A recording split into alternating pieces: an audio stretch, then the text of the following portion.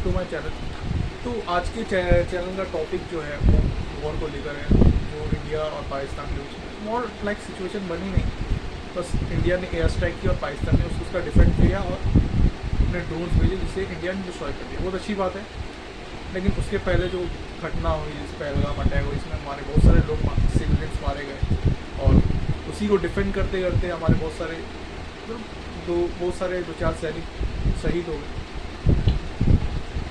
लेकिन अभी का जो सर्कमस्टांसेस है उसमें लोग देखा जा रहा है कि जो दो महिला ऑफिसर थी जिन्होंने मिशन को लीड किया है, जिसमें तो कर्नल सोफिया कुरैशी और दूसरी जो थी विंग कमांडर योविका सिंह, वो उन दोनों ने मिशन को लीड किया। मतलब एक ने एयरफोर्स को लीड किया और एक ने आर्मी को लीड किया। तो बहुत सारे जो लोग हैं आजकल उनको क्रिटिसाइज़ कर रहे हैं, ठीक है। वो लोग तो जानते नहीं है कि यार उन्हें क्रिटिसाइज़ करना मतलब देशों को क्रिटिसाइज़ करना, ऑपरेशन सिंदूर को क्रिटिसाइज़ करना, क्योंकि यार उन्हीं के बदौलत, एक स्त्री शक्ति के बदौलत ही हमारा देश एक समय जीता था और आज भी एक स्त्री शक्ति ने हमें इतनी बड़ी जीत दिलाई है। जीत नहीं, लेकिन बलिदान का बदला दिलाया है।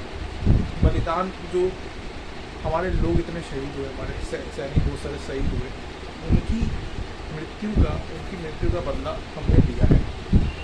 और बहुत सारे लोग बोल रहे हैं, अब वो लोग तो कहेंगे यार उनकी बातों को हम क्यों ध्यान रखें, हम ध्यान रखें अपने देश की विजय के ऊपर। लेकिन बहुत सारे लोग बोलते हैं कि वॉर जो है या जो भी लोग मरते हैं गलत बात है, वॉर गलत बात है। ऑफकोर्स वॉर एक गलत चीज़ है, क्यों लोग मरे?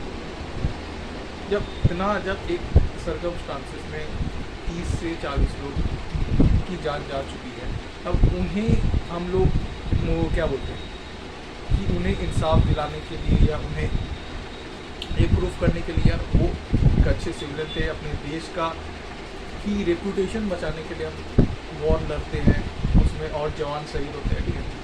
सब तो चलती रहती है, ठीक है। अच्छी बात नहीं है वॉर, लेकिन मेरा मानना है कि ये वॉर अच्छी बात भी और गलत बात भी है, क्योंकि एक हमारे देश में एक साम्राज्य हुआ जिसका नाम था मौर्य साम्राज्य।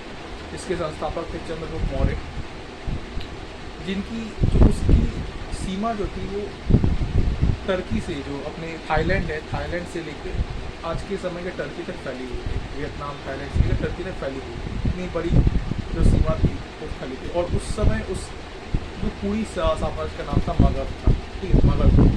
मगध एम्पायर को बोल सकते हैं या मौर्यन एम्पायर। तो उन्हीं के आगे जाके वंश में एक महान राजा हुए जिनका नाम है सम्राट अशोक इसको बोल सकते हैं, लोग बोलते हैं। तो उन्होंने अपनी लाइफ में बस एक युद्ध लड़ा जिसे हम लोग बोल सकते हैं कलिंग का युद्ध, जिसमें उन्होंने इतना ब्रूटैलिटी देखी, इतना लोग मरते हुए देखा, इतना सिविलियंस की जान देखी। उस व्यक्ति ने यह सोच लिया कि यार आपसे हम युद्ध नहीं लड़ेंगे। उस व्यक्ति की यह सोचने से कि यार आपसे हम युद्ध नहीं लड़ेंगे, जो मगध उस टाइम पे जिसकी सीमा थाईलैंड से लेकर टर्की तक फैली हुई थी, वो मगध बचते आज जो हमारा प्रेजेंट इंडिया में जो स्टेट है बिहार, वो बचा है। और वो बिहार आज मजदूरों की राजधानी बन चुका है। तो एक महान तो व्यक्ति थे, ठीक है, अपने एडमिनिस्ट्रेशन के लिए महान हुए, अपने राजतंत्र के लिए महान हुए, लेकिन उनके युद्ध छोड़ने से उनका जो साम्राज्य था वो आज ख़त्म होते होते आज एक बिहार बचा है।